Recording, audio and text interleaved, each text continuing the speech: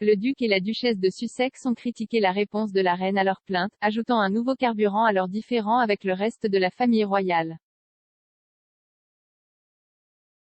Ils ont déclaré aux biographes qu'ils n'étaient pas contents que la reine n'ait pas pris l'entière propriété des problèmes qui l'ont soulevés.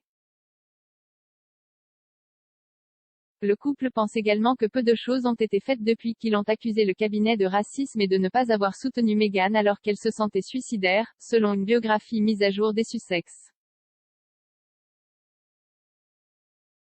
Harry, 36 ans, et Meghan, 40 ans, contestent spécifiquement la déclaration du palais de Buckingham de mars de cette année.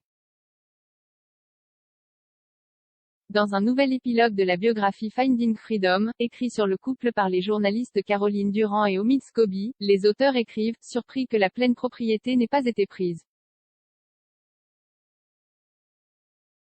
À la suite des allégations, le duc de Cambridge a défendu la famille tandis que la déclaration du palais disait « Les problèmes soulevés, en particulier celui de race, sont préoccupants ». Bien que certains souvenirs puissent varier, ils sont pris très au sérieux et seront traités par la famille en privé.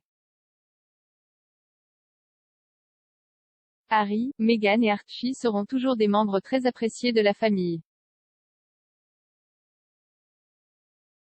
Les responsables du palais ont entre-temps lancé une enquête sur les allégations selon lesquelles Meghan aurait intimidé des assistants, mais n'ont pas dit si ou quand le résultat serait rendu public.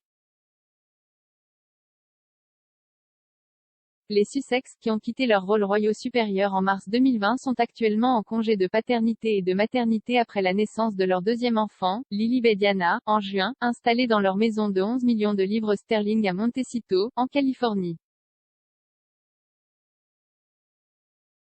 S'adressant au magazine People, Scobie a déclaré que les Sussex entrent dans l'ère de la visibilité, ajoutant « Ils se débrouillent très bien dans ces moments d'interaction humaine ».